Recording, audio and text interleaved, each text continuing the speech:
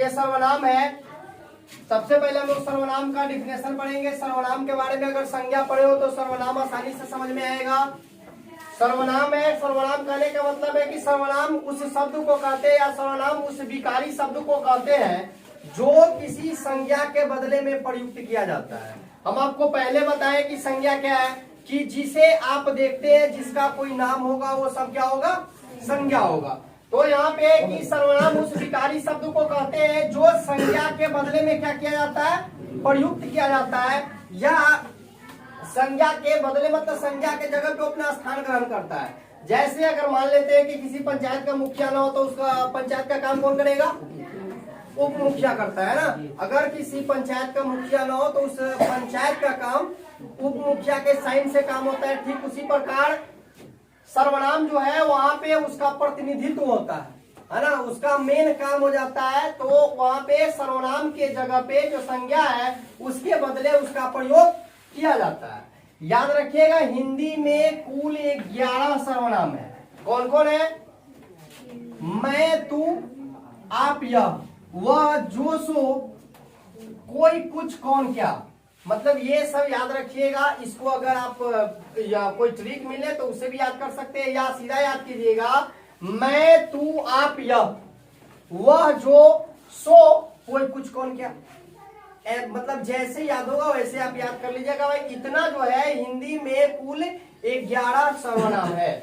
आगे है प्रयोग के अनुसार, अकॉर्डिंग टू यूज, मतलब प्रयोग के अनुसार सर्वनाम के 6 भेद है। मतलब ये कि कौन कौन है, तो पहले हम लोग 4 को यहाँ पे सेटिस्फाइड करेंगे, उसके बाद 2 और करेंगे। सबसे पहले पुरुषवाचक सर्वनाम। तो जिस सर्वनाम से, गौर से समझना, इसमें दुनिया में तीनों को चीज होता है। 3 को चीज क्या क्या होगा, बोलने वाला, सुनने वाला, या जिसके विषय में हम लोग बात करेंगे। चौथा कुछ होता है, अदर पर्सन कुछ है, बस 3 होगा। हम बात करेंगे या हमारे सामने जो होगा उससे बात करेंगे। जब बात करेंगे तो कोई ना कोई चीज पे बात करेंगे, कोई ना कोई क्या होगा, कोई मैटर होगा। ठीक है, मतलब एक हम होंगे, एक जिसके बारे में बात करेंगे वो होगा, और जो हमारे सामने बात कर रहा होगा। मतलब कुल मिलाकर के कितना हुआ, 3 हुआ। तो पुरुषवाचक सर्वनाम से बोलने वाले, पहला बोलने वाला होगा, दूसरा सुनने वाला होगा। अगर हम कुछ बोलते हैं, अब हम यहाँ पे बोल रहे हैं तो हम बोलने वाले हो गए, तुम सुनने वाले हो गए, और तीसरा सर्वनाम है जिसके विषय में हम लोग क्या कर रहे हैं, चर्चा कर रहे हैं। तो बोलने वाला, सुनने वाला और तथा जिसके विषय में कहा जाए उसका बोध होता है, वही क्या कहलाता है, पुरुषवाचक सर्वनाम कहलाता है। पुरुषवाचक सर्वनाम के 3 गो उपभेद होता है, याद रखिएगा। पुरुषवाचक सर्वनाम के भी 3 गो उपभेद होता है। कैसे, जैसे बोलने वाला, सुनने वाला और जिसके विषय में कहा जाए, यही 3 है। बोलने वाला, सुनने वाला और जिसके विषय में कहा जाए, यही 3 है।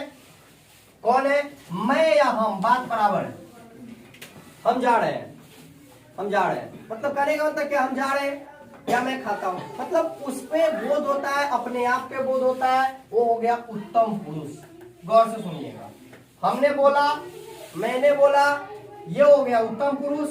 तो मतलब कहने वाला, जो कह रहा है, बोल रहा है, वो हो जाएगा आपका उत्तम पुरुष, यानी मैं या हम। उसके बाद तू है ना, गाँव घर में खेती बता में तू कभी करी चाहिए, तो तू आता है ना, तो हम लोग स्टैंडर्ड लैंग्वेज में तू का प्रयोग नहीं करते हैं, लेकिन वहां पे हम लोग तुम का प्रयोग करते हैं। तो जहाँ पे रिस्पेक्ट देना वहां पे तो तुम का प्रयोग नहीं करते हैं। तो यहाँ पे क्या, वहां पे हम लोग बोलते हैं आप, लेकिन आप यहाँ पे हम लोग यूज नहीं करेंगे। बस हमको 2 ही चीज पढ़ना है, तू या तुम। यह मध्यम पुरुष है, कहने का मतलब ये सुनने वाला है। हम क्या बोल रहे हैं, हमने बोला, तुमने सुना, हमने बोला, तुमने सुना, या मैं बोला, तू सुना। बात समझ रहे हैं, मैं बोला, तू सुना, तो यह हो गया सुनने वाला मध्यम पुरुष। और वह या वे, मतलब हम 2 आदमी बात कर रहे हैं, वह जो है ना बहुत अच्छा है, वह जो लड़का है बहुत अच्छा, मतलब वो कोई लड़का है ना।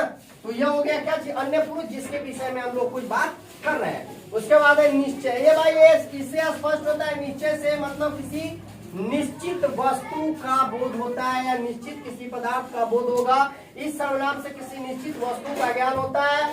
जैसे यह, वह, मतलब कोई चीज होगा हम बोलेंगे या।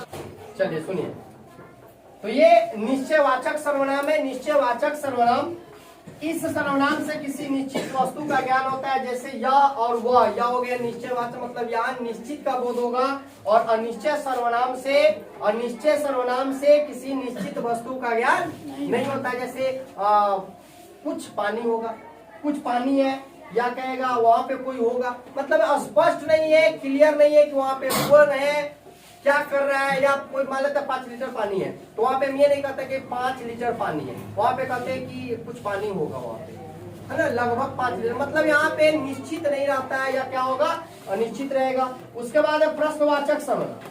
प्रश्नवाचक सर्वनाम मतलब इससे किसी के विषय में प्रश्न किया जाएगा। कौन, क्या, कैसे, ये सब रहेगा तो समझ जाइएगा क्या होगा, प्रश्नवाचक सर्वनाम होगा। हम लोग 2 और चर्चा करेंगे, लिखिएगा 5 और 6 हम आपको बताते हैं।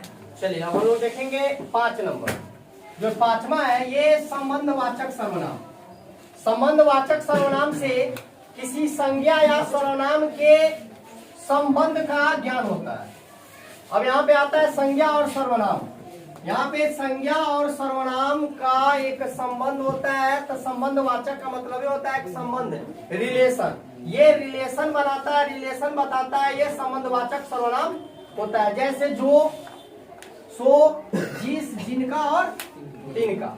उसके बाद है निजवाचक सर्वनाम। इसका प्रयोग न के बराबर होता है, याद रखिएगा।